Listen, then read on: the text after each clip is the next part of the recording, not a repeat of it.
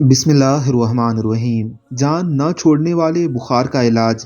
صوبان رضی اللہ تعالی عنہ سے روایت ہے کہ نبی اکرم صلی اللہ علیہ وآلہ وسلم نے فرمایا، جب تم میں سے کسی کو بخار آئے اور بخار آگ کا ایک ٹکڑا ہے تو وہ اسے پانی سے بجھا دے، ایک بہتی نہر میں اترے اور پانی کے بہاؤ کی طرف اپنا رخ کرے، پھر یہ دعا پڑھے، بسم اللہ اللہم اشفی، اور اسے بسم اللہ اللہم اشفی بھی پڑھ سکتے ہیں۔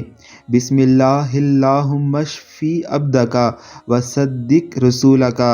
اللہ کے نام سے شروع کرتا ہوں، اے اللہ اپنے بندے کو شفا دے اور اپنے رسول کی اس بات کو سچا بنا، اور وہ اس عمل کو فجر کے بعد اور سورج نکلنے سے پہلے کرے۔